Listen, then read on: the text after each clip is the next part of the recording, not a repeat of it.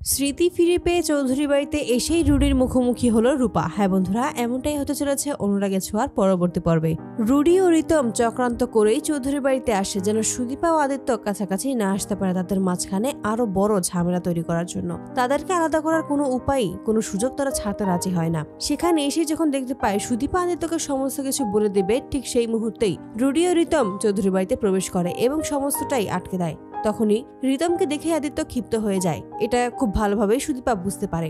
অপরদিকে দেখা যায় রূপাকে। হঠাৎ করেই রূপার স্মৃতি ফিরে আসতে শুরু করে। রূপা সুদীপাকে চিনতে পারে। সুদীপার কাছে এতদিন ছিল সমস্ত কিছু রূপার মনে পড়ে যায়। তারপরেই রূপা সবাইকেই বলে থাকে যে সে এবার বাড়ি ফিরে যাবে, কিন্তু ওই হেড মিস কোনোভাবেই রূপাকে একা ছাড়তে রাজি হয় না। তখনই রূপা সমস্ত কিছু জানিয়ে দেয় যে তার সমস্ত স্মৃতি ফিরে এসেছে, তার সব কথা মনে পড়েছে, সে এখন একাই ওই বাড়িতে চলে যেতে পারবে। কিন্তু তবুও তারা কোনোভাবেই রূপাকে একা ছাড়তে রাজি হয় না। তারপরে সেখানে আদিত্যর নাম্বারে ফোন করে, কিন্তু আদিত্য ফোনটা সাইলেন্ট থাকার কারণে ফোনটা ধরতে পারে না। ঠিক সেই মুহূর্তে আদিত্যর ঠিকানাও দেখতে পায়। সেই ঠিকানা অনুযায়ী তারা নিজেরাই রূপাকে নিয়ে চলে আসে চৌধুরী বাড়িতে। সেখানে এসেই ওই রুডিকে পেছন থেকে দেখেই কেন যেন রূপার চেনা চেনা মনে হয়। রূপা তখন বলে যে এই লোকটাকে এত চেনা চেনা কেন মনে হচ্ছে, একে আমি অনেক আগে থেকেই চিনি, একে অনেক আগে থেকেই দেখেছি।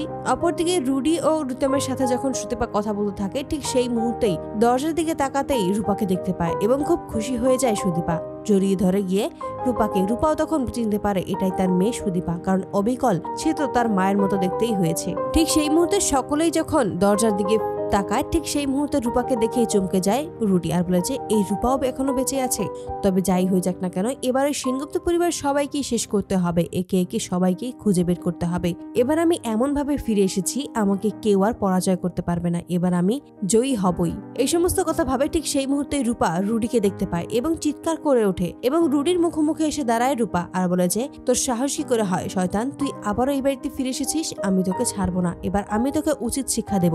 এই বাড়ি থেকে তুই এক্ষুনি বেরিয়ে যাবি, তোর এই চক্রান্তের শিকার আমি আমার পরিবারকে হতে দেব না। আমার মেয়ের পরিবার মানেই এটা আমার পরিবার। এতে করে সকলেই অবাক হয়ে যায়, কেউ কিছুই বুঝতে পারে না।